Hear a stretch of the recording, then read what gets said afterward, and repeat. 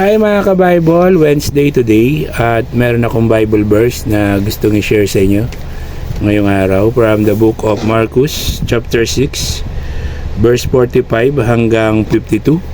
So ito po yung mabasa natin. Lumakad si Jesus sa ibabaw ng tubig. Agad pinasakay ni Jesus sa bangka ang kanyang mga alagad.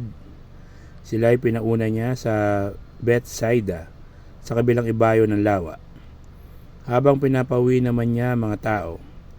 Matapos magpaalam, umakyat siya sa bundok upang manalangin. Nang sumapit ang gabi, nasa laot na ang bangka, habang si Jesus naman ay nag-iisa sa pampang.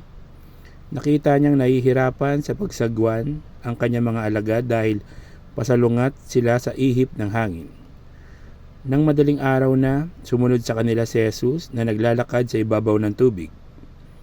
Nang malampasan na niya ang mga alagad, nakita niya ng mga ito na siya ay lumalakad sa ibabaw ng tubig. Akala nila siya ay isang multo, kaya sila ay nagsisigaw. Takot na takot silang lahat. Ngunit agad na sinabi ni Jesus sa kanila, Huwag kayong matakot. Ako ito. Lakasan ninyo ang inyong loob. Sumakay siya sa bangka at pumayapa ang hangin.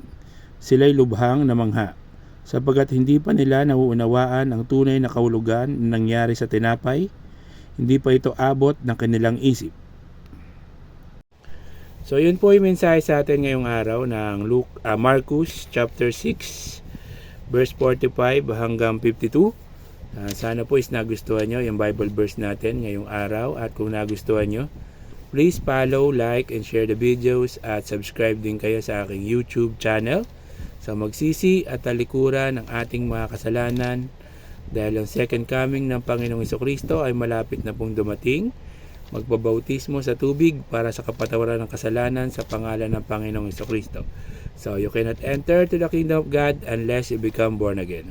So keep safe, God bless, always remember, Jesus loves you. Bye-bye.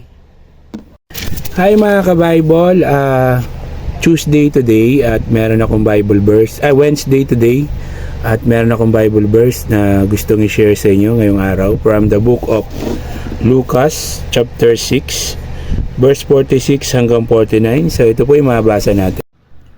Ang dalawang uri ng taong nagtayo ng bahay. Bakit ninyo ako tinatawag ng Panginoon, Panginoon? Gayong hindi naman ninyo tinutupad ang sinasabi ko. Sabihin ko sa inyo kung ano ang katulad ng taong lumalapit sa akin na nakikinig sa aking mga salita at nagsasagawa ng mga ito. Siya ay katulad ng isang taong humukay ng malalim at nagtayo ng bahay sa pundasyong bato. Nang bumaha at bumugso ang tubig, hindi natinag ang bahay na itinayo, sapagkat matibay ang pagkakatayo nito. Ngunit ang nakinig naman ng aking mga salita at hindi tumutupad nito ay katulad ng isang taong nagtayo ng bahay nang walang pundasyon. Nang bumaha at bumugso ang tubig sa bahay na iyon, kaagad itong bumagsak at lubusang nawasak.